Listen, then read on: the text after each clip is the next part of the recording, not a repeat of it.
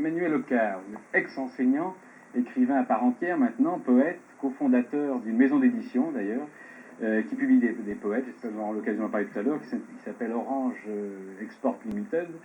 Et enfin, vous venez d'être chargé de diriger la nouvelle section de poésie de l'Arc au musée d'Art moderne. Et vous avez publié aux éditions Hachette un ouvrage de poésie curieusement intitulé Album d'images de la Villa Harris. Oui, voilà un titre bien singulier pour un livre de poésie. On dirait plutôt, je ne sais pas, évidemment d'images ou plutôt des photos, ou bien, je ne sais pas, peut-être, je ne sais pas, de la fiction même. Oui, d'abord il y a le mot album.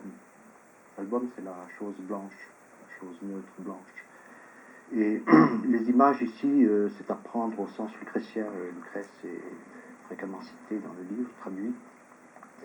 Au sens de simulacre, c'est-à-dire ces membranes très fines qui se détachent des objets, des membranes matérielles qui traversent les airs et viennent frapper les sens.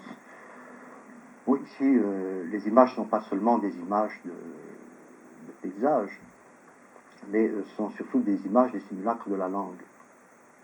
C'est-à-dire,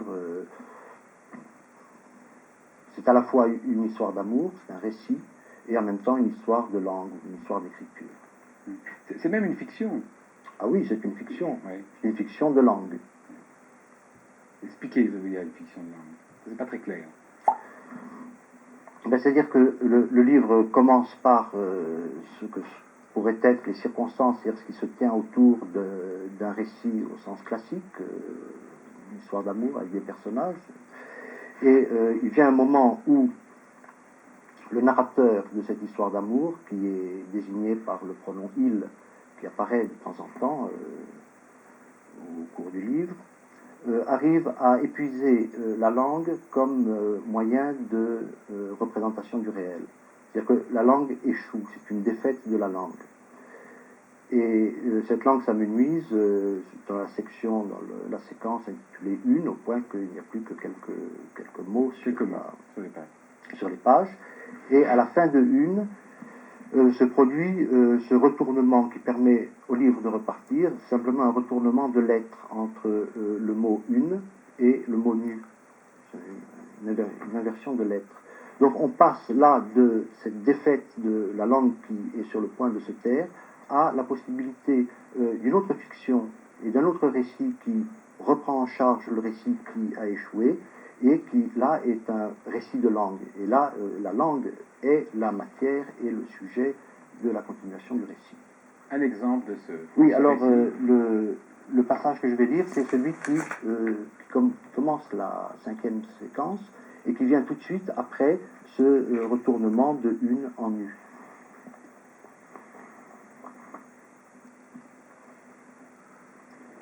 Alors, la séquence est intitulée aer, le mot latin qui désigne l'air.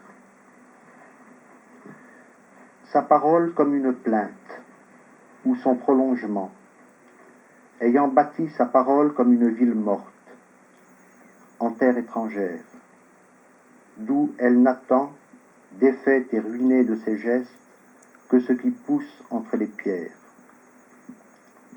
Quelques degrés de pierre donnant accès, l'herbe, avec le vent, sans rien dire.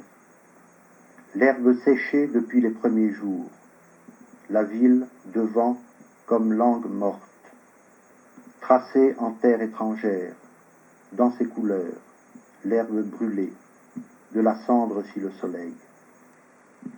Une ligne plus claire, blanche que déplace le vent, rien qu'un changement de couleur quand tourne le vent, la ville devant, où elle finit, où son nom ne porte plus, et le vent, un mouvement de l'air au lieu des gestes, une ville où sa parole. Mais je crois que je récuserai le mot même de poésie, et surtout la poésie.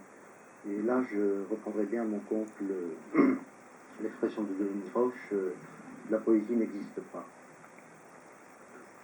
Alors, la poésie n'existe pas. Qu'est-ce que...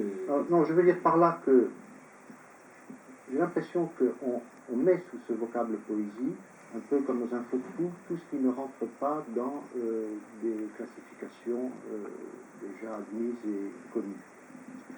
Et puis la poésie, bon, tout le monde l'a dit, pour chacun c'est une chose différente. Je crois que nous avons tous expérience de poésie, nous avons des expériences de poésie. Et la poésie, pour chacun de nous, ce serait la somme tout à fait empirique de ces expériences. À la limite, la poésie, c'est sa bibliothèque. Bien. Mais est-ce que vous considérez que votre livre fait partie Finalement, vous ne devriez pas être invité là. J'ai eu peur de vous inviter là. Si on... Enfin, il n'y a pas écrit poésie sur la couverture du livre. Mais si on met sous ce vocable poésie, effectivement, l'ensemble des travaux qui se font plutôt sur la langue que sur la représentation du monde. Bon, peut-être que ce serait plus clair si on remonte un petit peu au départ. Enfin, un écrivain qui regarde son enfance, qu'est-ce qu'il voit il voit trois choses. D'une part, l'acquisition du langage familial, avec son paysage, son horizon propre. Parallèlement à ça, l'acquisition d'un langage social qui est beaucoup plus vaste et qui est beaucoup plus abstrait. Et en même temps, l'apprentissage de l'écriture. C'est une chose tout à fait étonnante et tout à fait une véritable fiction, la rencontre avec le premier livre, avec les premiers textes qu'on lit et qu'on découvre comme quelque chose qui n'appartient ni au paysage familial, ni à l'apprentissage du langage social.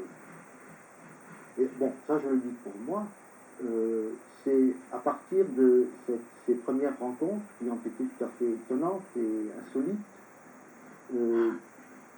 que j'écris, que je continue à écrire. D'ailleurs j'en ai fait ça. Donc je vais faire des changements brusques là.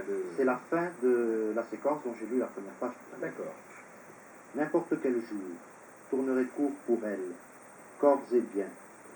Elle nomme mort, oublie, haine, prend le parti de ce qui tourne court, éperdument, joue sa langue contre un champ de trèfle jaune, seul, un matin, devant la petite maison au soleil.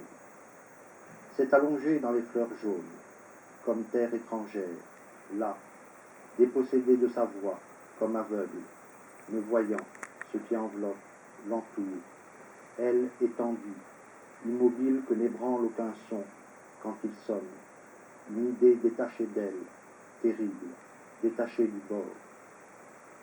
10 ans, par ses yeux grands ouverts, 10 ans d'une légèreté nouvelle, l'air, au-dessus du pré de trèfle jaune, elle, légère ou grave, identiquement, elle, déprise de ses traits familiers, son visage propre, comme nu, pour une première fois, d'où elle-même ne pourrait revenir, jamais se rattacher au bord, ni échapper, à jamais extérieur, le regard assombri dans sa clarté, à terre, étendu là, dehors, loin.